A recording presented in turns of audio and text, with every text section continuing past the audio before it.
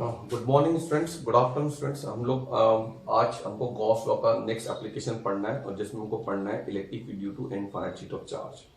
तो इस एप्लीकेशन में हमारे पास एक शीट है, एक बड़ी सी शीट है, जैसे like one page of single page आपकी कॉपी, उसमें हमने चार्ज दे दिया है और ये एक्चुअली नॉन कंडक्टिंग शीट है, electric due to infinite sheet of charge और एक्चुअली नॉन कंडक्टिंग शीट है। ये जो लिख सकते हो नॉन कंडक्टिंग शीट है, ध्यान रखना।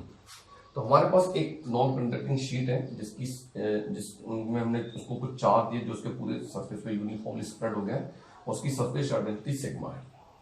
ठीक है, आपको ध्यान रखना है। तो हमने क्या किया कि इस शीट की वजह इलेक्ट्रिक फील्ड इंटेंसिटी को निकालना है गॉस थ्योरम को यूज करके। गॉस थ्योरम को यूज करके हमको इलेक्ट्रिक फील्ड इंटेंसिटी निकालनी है। तो हमने एक सिलेंडर इमेजिन किया है ये जो इस शीट से नॉर्मली पास होता है।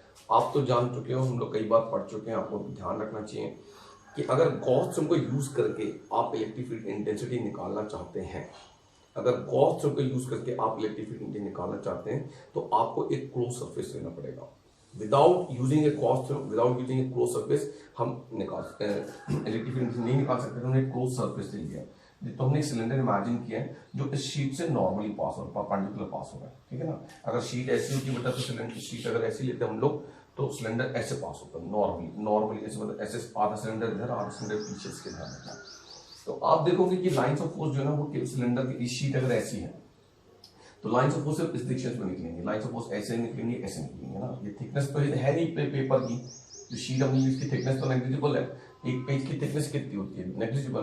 तो लाइंस ऑफ फोर्स ऐसे नहीं निकलने वाली, ऐसे निकलने वाली। तो आपको समझ में आना चाहिए कि जो हमने सिलेंडर गॉसियन सिलेंडर लिया है, हमने गॉसियन सिलेंडर सरफेस जो लिया है, लाइंस ऑफ फोर्स उसके केवल curve surface cross section area से पास होगी, not to the curve surface.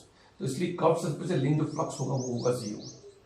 केवल इफेक्टिव एरिया जो है वो सर्कुलर एरिया है। आपको याद आना चाहिए कि हम लोग ने जो पिछला डेरिवेशन किया था, जब हमने निकाला था electric field due to line charge हमने निकाला था, तो उसमें हमने देखा था कि जो लाइंस ऑफ फोर्स है, अगर आपको याद हो कि जब हमने लाइंस ऑफ फोर्स निकाला था उसमें जो हमने सिलेंडर इमेजिन किया था उसमें लाइंस ऑफ फोर्स जो थी वो सिलेंडर के केवल कर्व सरफेस से पास हो रही थी, अगर आपको याद हो।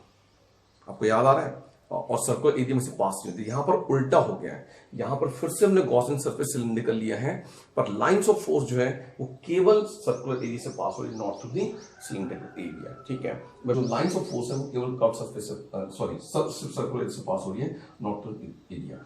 और यहाँ ये भी देख सकते हैं कि दोनों सर्कुलर एरिया पे एरिया वेक्टर इलेक्ट्रिक फील्ड जो नीचे परपेंडिकुलर है, इसलिए आप डायरेक्ट फ्लक्स लिख सकते हैं क्योंकि थीटा की वैल्यू 0 हो जाएगी तो cos 0 1 हो जाता, तो डायरेक्ट फ्लक्स लिख सकते हैं E इंटू एरिया। तो अगर इस क्रॉस सेक्शन एरिया का A है तो हम लिख सकते हैं कि इस कर्व सरफेस से जो लिंक फ्लक्स होगा phi इक्वल टू, सबसे पहले तो हम ये बता दें कि भैया ये शीट पे जितना भी चार्ज हो, ये जो हमने गॉसियन सरफेस इमेजिन किया है इसने कितना चार्ज इनक्लोज किया वो इतना किया। आपको तो याद होगा ही, हम लोग पढ़ चुके हैं कि किसी भी क्लोज सरफेस से लिंक जो इलेक्ट्रिक फ्लक्स होता है वो उसके चार्ज इनक्लोज का 1/1 टाइम्स होता है। तो हमको बाहर के चार्ज से मतलब नहीं, ये सिलेंडर ने कितना चार्ज इनक्लोज किया ये किया, तो इस चार्ज से हमको कोई मतलब नहीं है, कुछ ध्यान रखना। तो चार्ज इनक्लोज होगा ऑब्वियसली कि अगर इसकी सरफेस चार्ज सिग्मा है तो यूनिट चार्ज पे यूनिट एरिया में अगर सिग्मा चार्ज है तो ए एरिया जो है ये एरिया इसमें कितना चार्ज होगा, तो डेफिनेटली चार्ज इनक्लोज होगा, charge enclose by the Gaussian surface होगा, ये होगा Q is equal to sigma A होगा। ये कैसे आया सब लोग जानते हैं भाई, सीधी सी बात है, यूनिट एरिया में सिग्मा चार्ज है तो देयरफॉर एरिया में कितना चार्ज होगा सिग्मा। वैसे भी आपने सुना होगा कि sigma equal to Q upon A होता है, तो सॉल्व करो तो Q equal to sigma A आ जाएगा। तो ये हो गया आपका सिग्मा ए आ गया, ये सिग्मा टाइम फोर्स। अब अकॉर्डिंग टू हम लोग सब लोग जानते हैं कि इलेक्ट्रिक फ्लक्स यहाँ पे निकाल 2A equal to sigma Q upon epsilon. 2 से मल्टीप्लाई हमने इसलिए किया है क्योंकि यहाँ पे दो फ्री सरफेसेस हैं। आप चाहे तो यहाँ पे लिख लीजिए इसके बाद 2 is multiplied because cylinder has 2 free surfaces। आप प्लीज लिख लीजिए 2 is multiplied because cylinder has 2 circular areas। तो हमने लिखा next E into 2A equal to ये हो गया E equal to A, Q की वैल्यू पुट कर दीजिए sigma A divided by epsilon not. तो सिग्मा से सिग्मा कैंसिल हो गया और देयरफॉर हमारे पास हो गया E equal to sigma upon 2 epsilon 0। This is the expression for the electric field intensity due to A non conducting sheet. Please note करें।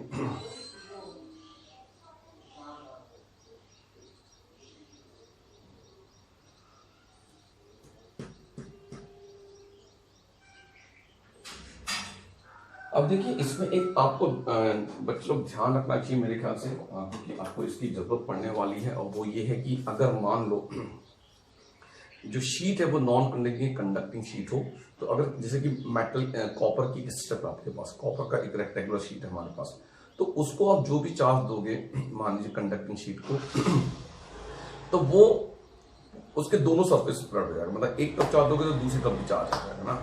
इसलिए एक कंडक्टिंग शीट ना डबल शीट की तरह काम करती है। अगर आपकी शीट नॉन कंडक्टिंग है तो उसके जिस साइड में आप सरफेस दोगे उसी सरफेस पर रहेगा, बैक साइड में नहीं जाएगा वो, राइट। लेकिन अगर कंडक्टिंग शीट है तो उसको आप जो भी चार्ज दोगे वो उसके दोनों सरफेस पर स्प्रेड हो जाएगा। Consequently one conducting sheet acts as a two parallel sheets of charge, और इस वजह से इलेक्ट्रिक फील्ड इंटेंसिटी डबल हो जाती है, ध्यान रखना। तो अगर आपको ध्यान रखना है इस शीट टर्म को ध्यान रखना है, आप प्लीज लिख सकते हैं electric field due to a conducting sheet of charge due to a conducting sheet of charge। तो आप थोड़ा सा समझ लीजिए प्लीज। आप लिख सकते हैं charge given to conducting sheet, given to a conducting sheet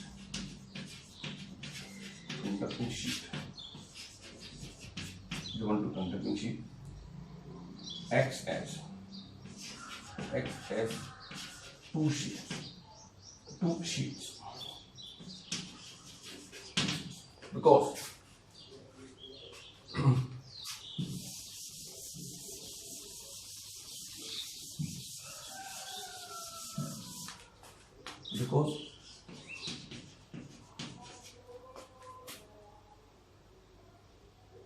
because charge given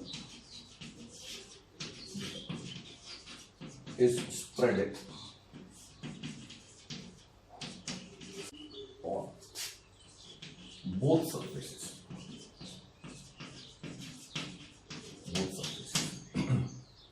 so electric field due to a conducting, so electric field due to a conducting sheet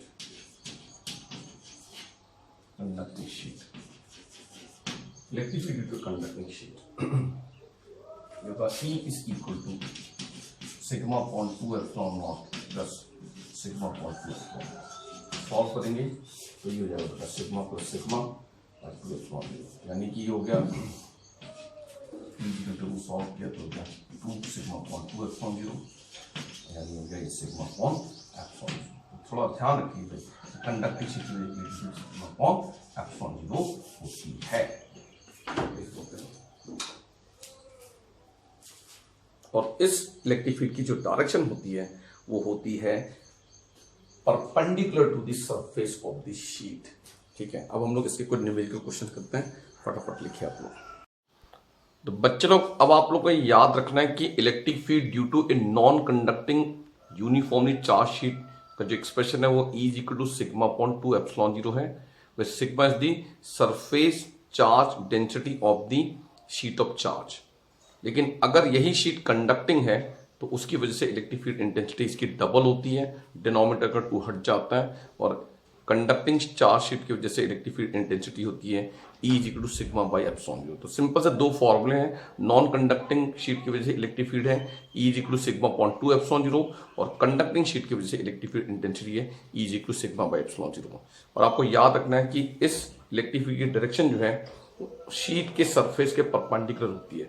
अगर given sheet of charge positive charge है, given sheet जो है वो positive charge है, तो lines of force normally outwards होंगी surface के, और अगर given sheet charge negatively charge है तो जो लाइंस ऑफ फोर्स है वो सरफेस के परपेंडिकुलर तो होंगी पर वो इनवर्ट्स होंगी, पॉजिटिव चार्ज में आउटवर्ड्स और नेगेटिव चार्ज में इनवर्ट्स। प्लीज नोट कीजिए। तो हम लोग चलिए इस पे बेस छोटे मोटे 1-2 क्वेश्चंस करते हैं। तो जो फर्स्ट क्वेश्चन है आप प्लीज इसको नोट कर लीजिए, बहुत ही सिंपल सा बेसिक क्वेश्चन है और इससे थोड़ा सा आपको कॉन्फिडेंस दिलाने के लिए आपको किया जा रहा है क्वेश्चन। प्लीज लिख लीजिए, charge of 17.7 into 10⁻⁴ coulomb is distributed uniformly over a large sheet of area 200 meters square. Calculate the electric field intensity at a distance of 20 centimeter from it in air. Note करें please इसको, question को।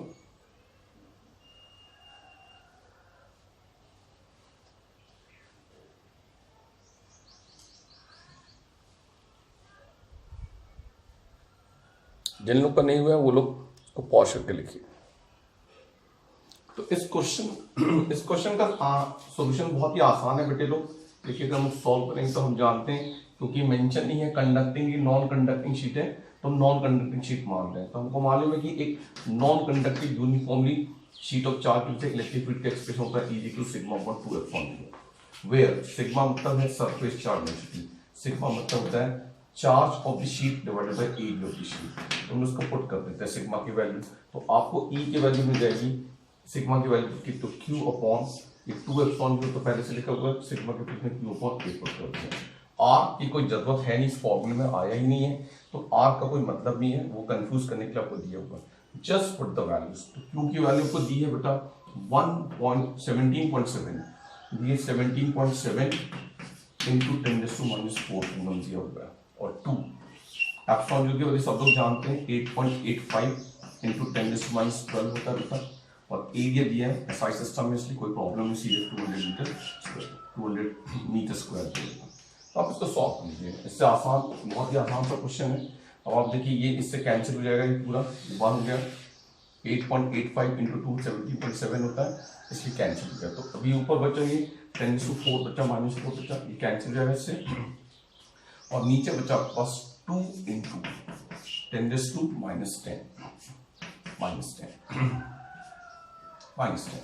इसको ऊपर लेके जाएंगे, 10⁻10 हो जाएगा 10⁻6 हो गया बाय 2। आप चाहे कुछ लिख सकते हैं, 10 into 10⁵ divided by 2। So the final step is, final answer आ गया बस, ये हो गया 5 10/2 5 into 10⁵ यूनिट सब लोग जानते हैं, न्यूटन पर कूलम, ये आंसर है। नोट करें प्लीज इसको।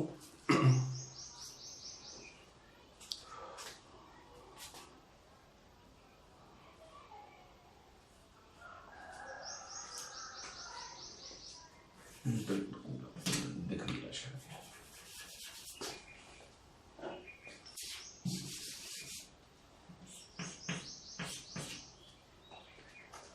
जिन बच्चों का नहीं हुआ इसको पॉज कर लीजिए।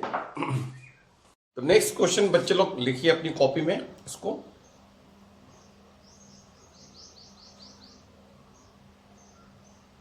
A charged ball B hangs from a silk thread S, which makes an angle theta with a large charge conducting sheet P as shown in figure.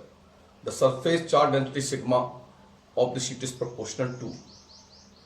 The options are sin theta, tan theta, cos theta, cot theta. Please note करें।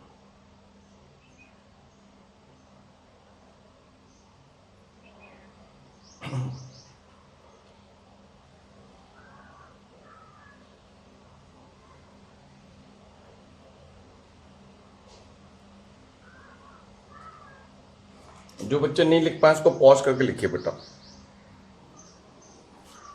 तो देखिए बेटे इस question में आप देख सकते हैं कि बॉल बी है और एक शीट है, ये शीट इस तरह से ब्लैक बोर्ड के प्लेन के परपेंडिकुलर है, और आपको याद रख मैं बता चुका हूं कि किसी भी शीट की वजह से इलेक्ट्रिफिकेशन शीट के सरफेस के परपेंडिकुलर होती है। तो अगर शीट ऐसी है तो इलेक्ट्रिफिकेशन ऐसी होगी, डेफिनेटली ये डायरेक्शन होगी इलेक्ट्रिक फील्ड की इस शीट के आसपास। तो ये एक चार्ज बॉल है, इसमें चार्ज होगा तभी इस पे फोर्स लगेगा, तो इस पे Q चार्ज है मान लीजिए, और इस शीट की वजह से इलेक्ट्रिक फील्ड E है, यहाँ पे फोर्स लगेगा F इक्वल टू QE होगा।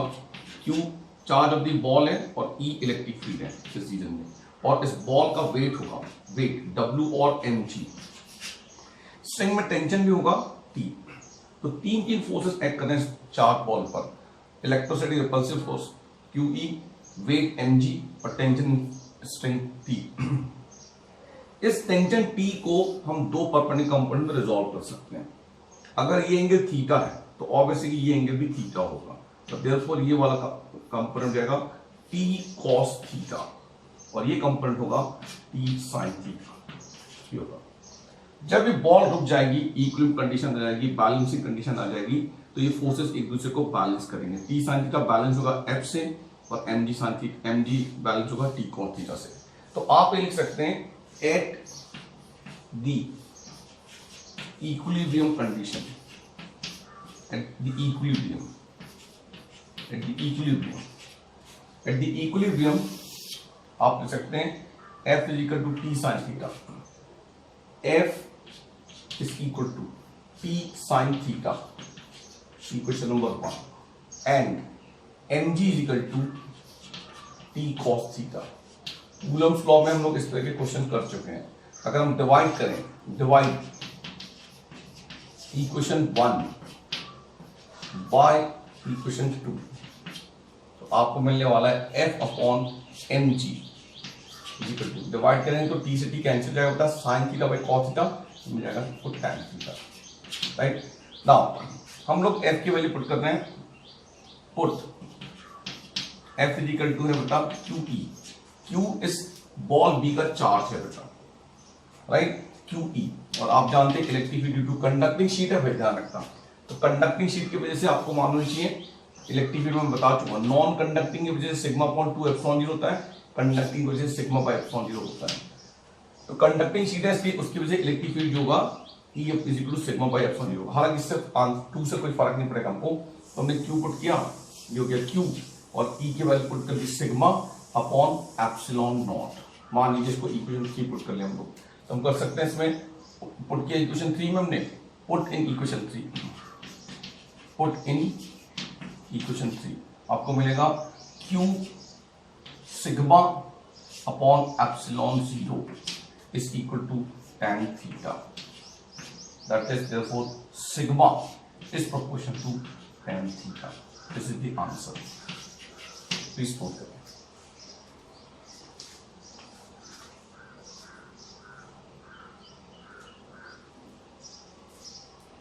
ये देख नहीं रहा होगा तो बेटा मैं अलग से लिख देता हूँ, सिग्मा ये हो गया, आपका ध्यान रखना बच्चे लोग, इससे आंसर मिला हमको sigma proportional to tan theta is proportional to tan theta, sigma is proportional to tan theta।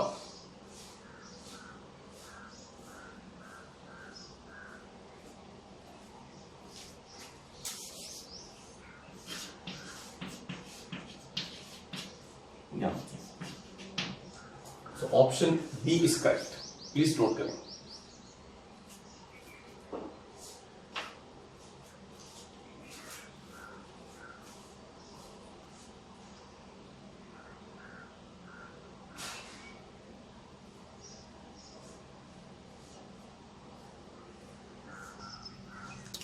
तो नेक्स्ट क्वेश्चन इसी के जैसा बेटा, फटाफट नोट कीजिए।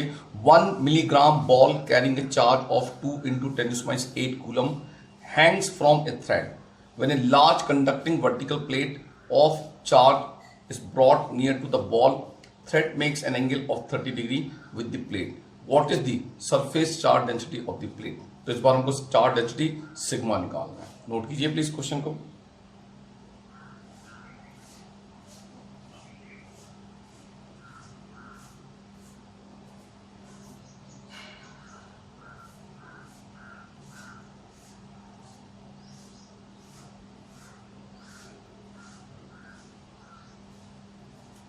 जिन बच्चों का नहीं हुआ है प्लीज को पॉज करके, वीडियो को पॉज करके लिखिए बेटा।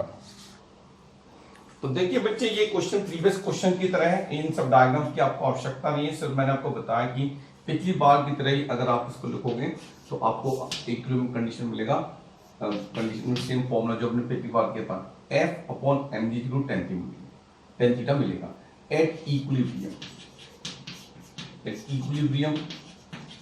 आप लिख सकते हैं यहाँ पे हमको मिलेगा F is equal to tan theta, F upon mg is equal to tan theta। Sorry, at equilibrium जो पिछली बार फॉर्मूला था हमारे पास F upon mg is equal to tan theta।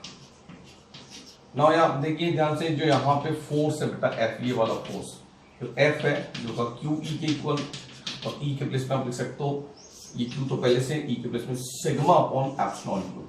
Non conducting होता तो हम सिग्मा बाय 2 एप्सिलॉन 0 लिखते हैं, और कंडक्टिंग सिग्मा एप्सिलॉन 0 कर दिया। सो आप लिख सकते हैं हमारे पास फॉर्मूला हो जाएगा एफ के प्लेस में हमने Q sigma upon epsilon not, और ये mg पहले से है, is equal to tan 30, tan theta जो है वो tan 30 है बेटा, और tan 30 की वैल्यू हम लोग सब लोग जानते हैं √3 के इक्वल होती है। हमको सिग्मा चाहिए, सिग्मा फाइंड करना है, therefore sigma is equal to लिखा तो ये हो गया आपका mg एप्सिलॉन 0 tan 30, tan 30 की वैल्यू लिखते हैं, चलो अच्छा लिख देते हैं tan 30 mg divided by q, सब वैल्यू दी हुई है आपको वैल्यूज पुट करनी है, आंसर आ जाएगा। Sigma is equal to mass is 1 milligram, जिसको किलोग्राम में कन्वर्ट करेंगे तो 10⁻⁻⁶ हो जाएगा। जी की वैल्यू चलो हम ले रहे हैं 10 ले लेते हैं बेटा। एप्सिलॉन यू की वैल्यू आप जानते हैं 8.85 इंटू 10⁻12 होता है।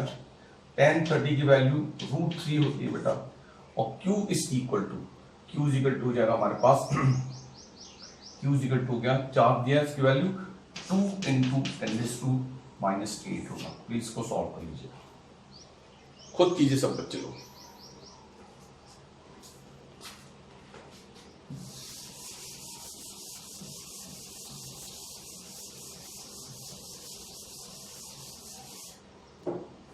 सॉल्व कीजिए इसकी वैल्यू को अब लोग, हो गया भाई। देखिए इसको सॉल्व कीजिए, पता आया आप लोग का आंसर, ये 8.85 इंटू √3। चलो कई लोग इंतजार कर रहे होंगे कि सर सॉल्व करेंगे, तो हम सॉल्व 8.85 इंटू √3 की जगह आपने पुट कर दिया 1.732, और 10 की पावर ऐड करेंगे -12 -6 -18 -18 plus 1 -17, -12 -6 -18 -17, 10⁻17 divided by 2 into 10⁻8, 10⁻8 sigma is equal to, इसको सिर्फ डिवाइड किया हो गया 4.425 इंटू 1.732 इंटू 10⁻17 प्लस 8, कितना हो गया भाई, -17 प्लस 8, -17 -7 -9, 10⁻9। अब आपको सॉल्व करना पड़ेगा भाई इसको, इन दोनों को मल्टीप्लाई कीजिए, और जो भी आएगा आंसर वो कूलम पर मीटर में आएगा answer. Surface charge density coulomb पर मीटर स्क्वायर की यूनिट होगी, नोट कीजिए।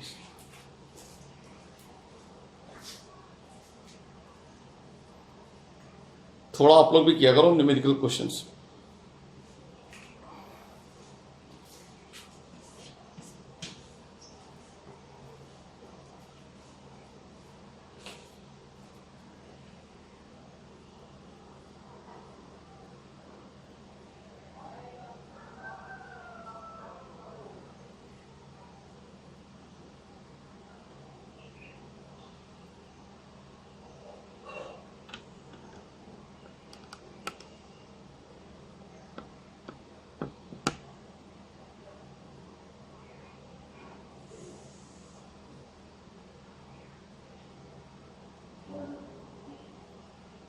जिन लोगों ने नहीं देखा था नीचे वाला स्टेप लिख लो भाई फटाक से। जिनका नहीं हुआ है वो लोग पॉज करके लिखिए इसको।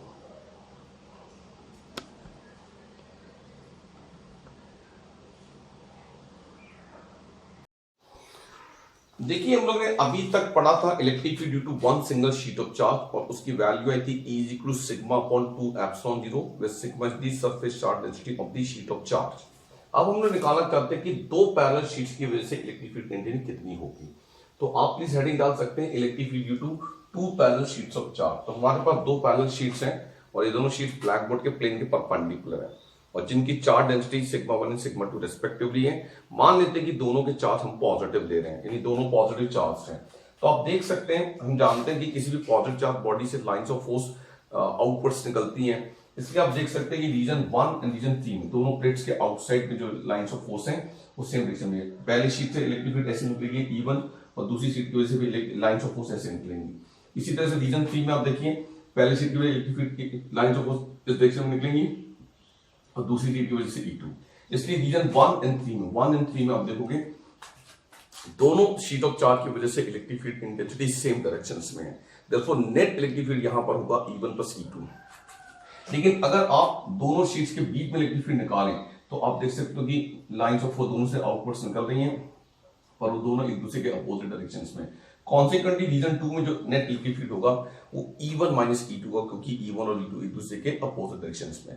हाँ, ये जरूर हो सकता है बेटा कि अगर E2 ग्रेटर देन E1 हो मैग्नीट्यूड में तो net electric field E2 minus E1 होगा। अगर E1 ग्रेटर देन E2 है तो net electric field E1 minus E2 होगा, और अगर E2 की वैल्यू E1 से ज्यादा है तो net electric field E2 minus E1 होगा। तो प्लीज अगर डायग्राम बना लीजिए या मैं लिख देता हूँ फिर आप लिख लीजिए, तो आपको ये इसकी जरूरत पड़ेगी, हम लोग को ध्यान रखना है, इंपॉर्टेंट है। तो लिख सकते हैं now electric field in region 1 and 3 यानी कि आउटसाइड बोथ शीट्स। तो यहां पर इलेक्ट्रिक फील्ड जो होगा E1 इस कंडीशंस में नेट इलेक्ट्रिक फील्ड होगा E equal to E1 plus E2 होगा बेटा, यानी कि sigma 1 upon 2 epsilon 0 plus sigma 2 upon 2 epsilon 0। इसको सम करेंगे तो ये आपका एग्जाम आ जाएगा, ध्यान रखना।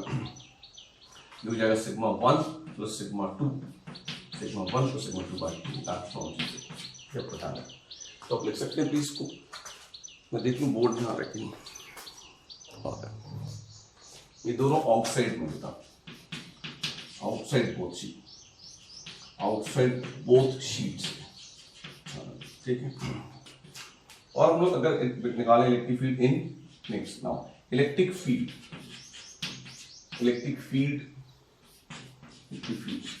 इन region 2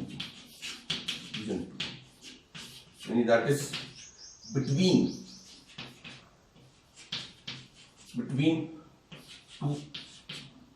between two parallel sheets, between two sheets of charge,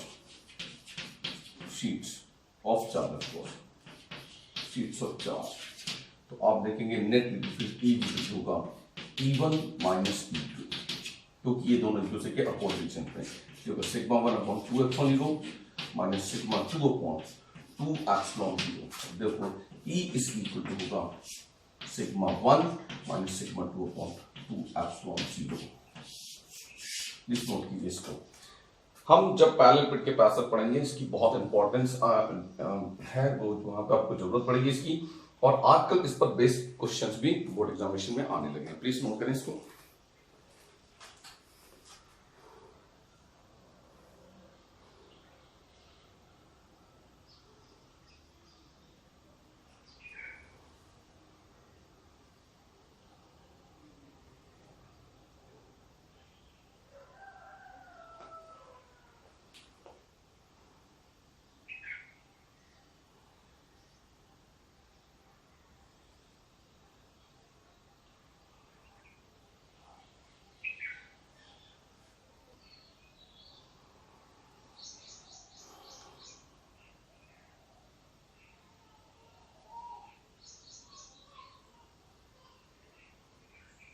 तो जिन बच्चों का ये नहीं हुआ इसको प्लीज को पॉज करके लिखिए बेटे लोग please.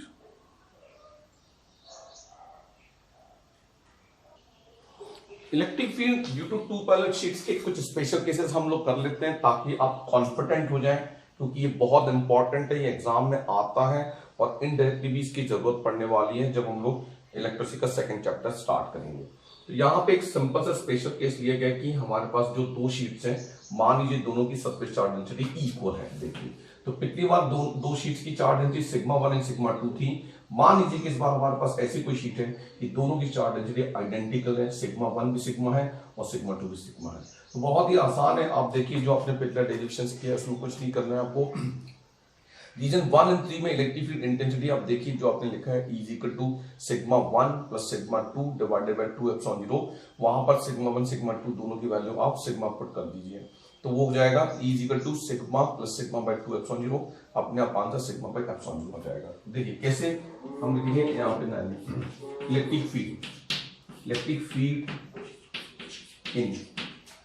Field outside both sheets यानी that is in region 1 and 3 अगर आप लिखें तो यहां पर जो है बेटा इलेक्ट्रिक फील्ड जो होगा E इक्वल टू होगा एक्चुअली होगा E1 प्लस E2। अगर आपको याद हो पिछली बार हम लोगों ने इसको फॉर्मूला निकाला था कि सिग्मा 1 प्लस सिग्मा 2 का 2/0 है बेटा। इस बार हमको दोनों की जगह सिग्मा प्लस सिग्मा पुट कर लेंगे, 2/0 आ जाएगा। तो होगा 2 सिग्मा अपॉन 2 एप्सिलॉन 2 से 2 कैंसिल। तो फिर हम लिख सकते हैं E इज इक्वल टू यहाँ पर जाएगा sigma upon epsilon 0। Please note करें। और अगर हम लोग इसकी बात करें, रीजन 2 की बात करें, electric field between the sheets, electric field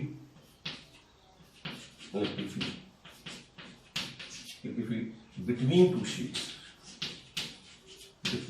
sheets, अगर हम सॉल्व करें बिटवीन टू शीट्स कहेंगे तो E1 और E2 एक दूसरे के अपोजिट है बेटा। E is equal to E1 minus E2 हो गया, E1 माइनस E2 हो गया, दोनों की वैल्यू इक्वल है हो गया, plus is equal to E is equal to हो गया sigma upon 2 epsilon 0 minus sigma upon 2 epsilon 0।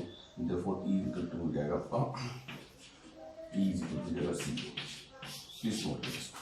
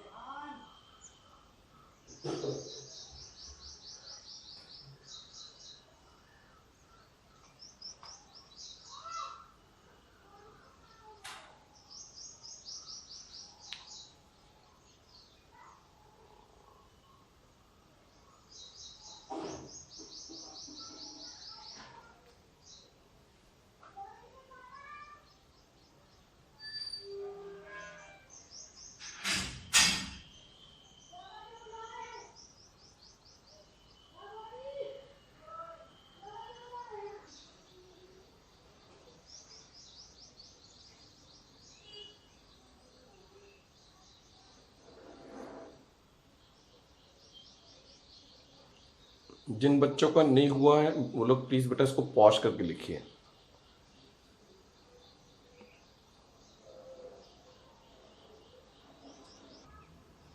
तो देखिए एक ये सेकंड केस जो है हम इसमें हम लोग मान ले रहे हैं कि हमारे पास दो पैरेलल शीट्स ऐसी हैं जिनकी चार densities exactly equal but opposite है। पिछली बार हमने जो दो शीट ली थी दोनों की चार डेंसिटी हमने आइडेंटिकल ली थी, दोनों की चार डेंसिटी सिग्मा सिग्मा या कह सकते प्लस सिग्मा थी। और इस बार हमारे पास दो पैरेलल शीट्स हैं जिनकी चार डेंसिटी इक्वल एंड अपोजिट है। पहली शीट की चार डेंसिटी प्लस सिग्मा है और दूसरे की माइनस सिग्मा है। तो आप देख सकते हैं जैसे हम लोग को मालूम है कि पॉजिटिव चार्ज बॉडी से लाइन्स ऑफ फोर्स आउटवर्ड से होती हैं और नेगेटिव चार्ज बॉडी में लाइन्स ऑफ फोर्स इनवर्ड्स होती हैं। तो इस रीजन 1 और 3 में आप देखोगे तो शीट 1 और 2 की वजह से इलेक्ट्रिक फील्ड की जो डायरेक्शंस होगी वो एक दूसरे के अपोजिट होंगे। रीजन 1 में इलेक्ट्रिक पहले शीट से लाइन्स ऑफ फोर्स निकलेगी आउटवर्ड्स और दूसरे वाले से इनवर्ड्स क्योंकि नेगेटिव चार्ज बॉडी है। तो ये E1 E2 एक दूसरे को कैंसिल करते हैं। पॉजिटिव चार्ज बॉडी से लाइन्स ऑफ फोर्स निकलती है आउटवर्ड्स और नेगेटिव होती है इनवर्ड्स, तो ये दूसरे के अपोजिट डायरेक्शंस में कैंसिल हो जाएंगे।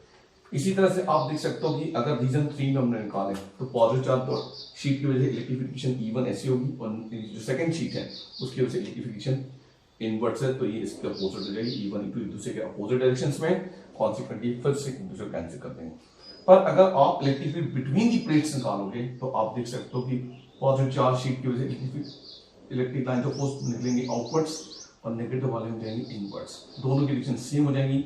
और यहाँ पर net electric field between the plates between two sheets जो इलेक्ट्रिक फील्ड होगा वो E1 प्लस E2 हो जाएगा, पिछली बार का उल्टा। तो आप यहाँ पे लिख सकते हैं electric field in region 1 and 3, region 1 and 3 यानी कि आउटसाइड बोथ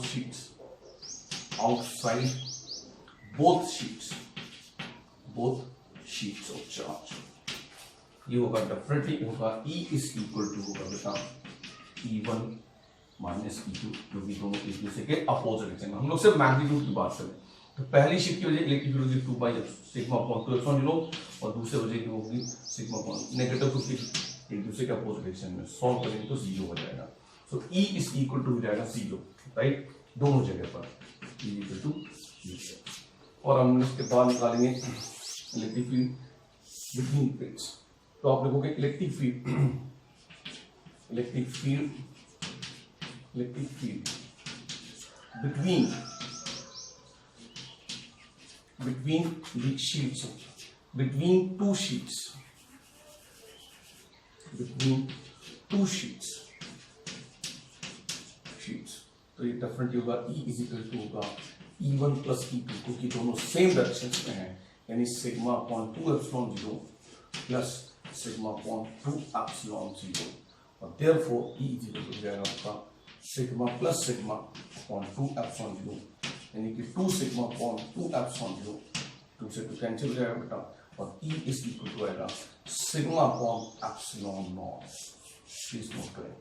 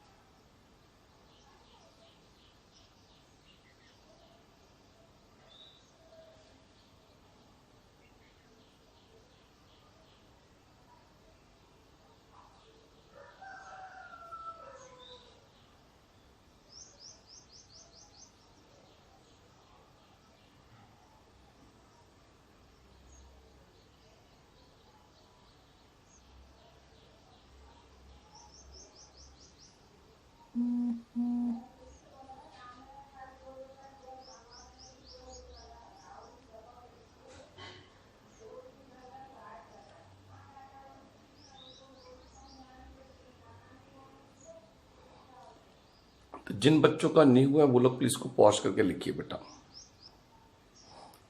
तो इस क्लास में आज इतना ही रखते हैं बेटा। Thank you very much.